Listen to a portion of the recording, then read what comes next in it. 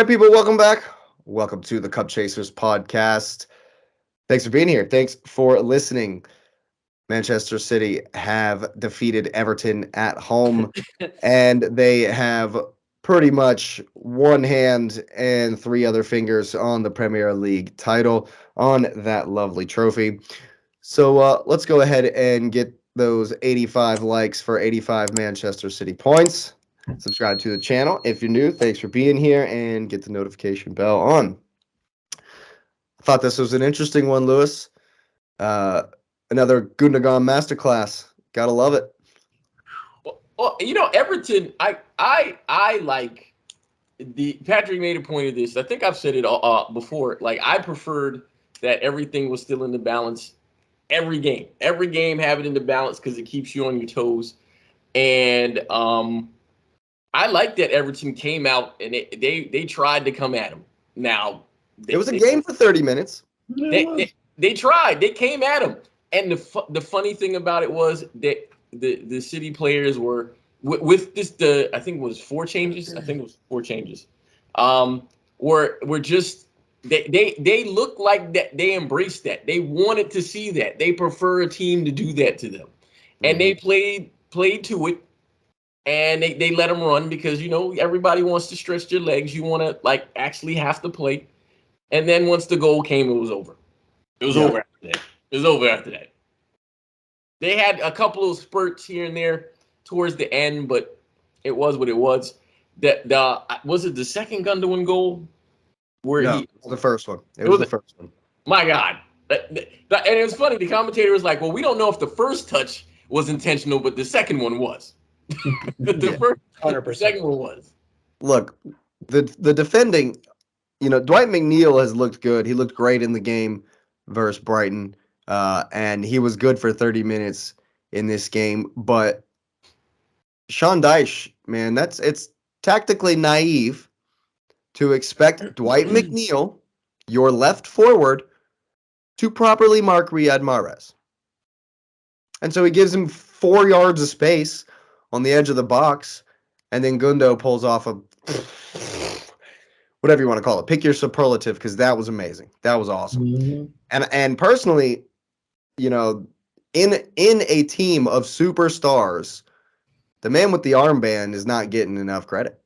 No. Because Gundogan's had a flyer like the last 2-3 games. He's been amazing. In the game before the Madrid game, who'd you play? Was it West Ham? Didn't he score 2 goals in that game as well? Yeah, that was the penalty game. Yeah. Yeah. So he's killing it, man. He's been an integral part of all three of these latest title victories of yours. And once again, coming up huge. I mean, he got the assist for Thor to break his duck. I mean, what do you say? Fair play. Fantastic. Lewis, I saw that his contract's out. So that's been a controversy all season, because the issue that they've been talking about is he wants a 2-year deal and City wants to give him 12 months. Because, obviously you can see this. He's headed towards the tail end of being City capable. He could go in another team and run the team easily, but to meet the standards, and he's good enough to start somewhere, so you don't want to insult him and have him sitting on the bench and stuff like that. Apparently Barcelona offered him a 2-year deal with whatever play monopoly money they have. Go to the dumpster fire. But and they're saying he's thinking about it and whatever. City has clearly offered him a deal, but I think it's 12 months that they've offered him.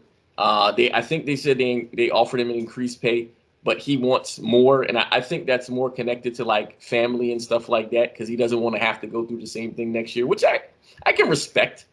But at the same time, it's a matter of, well, City's bringing in a midfielder this summer, they are, and so the question is, do I pay you for 2 years and bring in a guy that's basically meant to be your replacement, or do I and pay you 2 seasons? So now I have to deal with you, not deal with you in that sense, but you have to deal with it for 2 years. Or do I give you 1 and then there's a smooth transition where if you're good, we give you one more, and then you're done. Or if if this other person takes over, then we can properly give you your correct sending off. Like basically with Fernandinho, when in Fernandinho's last year, they gave him one more year. Rodri clearly was the starter at that point. But I mean, it took a season for Fernandinho to kind of help marshal him in to know how he was supposed to play there, because Rodri was rough when he first got to City. And this is it goes to the fact where people are like, oh, City just buy the best players. Do they? Or do the players get asked to rise to a level, and then they rise to the level? But it's also about knowing sometimes you got to figure it out. Like they brought in Calvin Phillips. A lot of people are like, is he going to be there next year, or because every City player takes the first season where they suck. And then Stones is a great example of that. Stones, Grealish, you name it, they've been like that. And so it is his last. This is the end of his contract. Would I like to see them sign him, re-sign him? Yeah. They know more about the long-term goals than I do. And as long as he maintains his professionalism, just like Bernardo's maintained his professionalism, just like Laporte has maintained his professionalism, you do what you need to do. I mean, when you don't, you become Cancelo. He's a great football player. He's out the team, and he may be an Arsenal player, right? But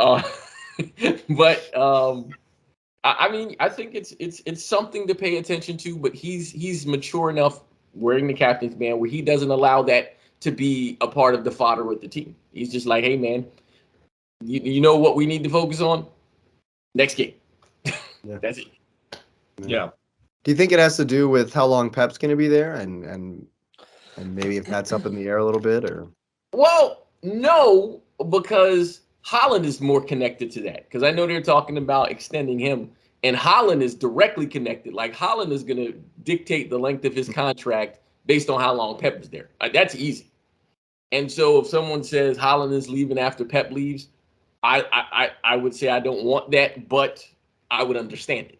It just depends on who the next guy is, right? Even though it's funny because, and I don't know how much you pay attention to City. For the last 4 years, Pep has been like, I'm gonna leave.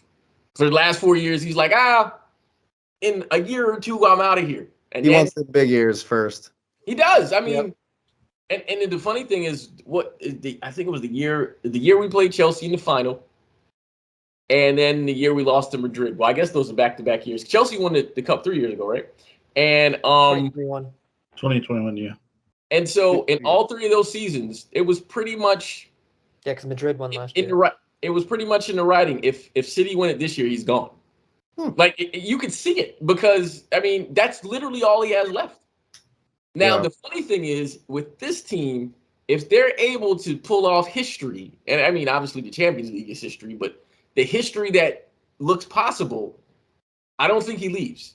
And the reason I say he doesn't, I think he even extends, because the team is young. I mean, with the exception of Walker and De Bruyne and Gundogan. I mean, Bruyne ain't that old. Guys like in their 30s. Everybody else is in their prime. Why would I leave that?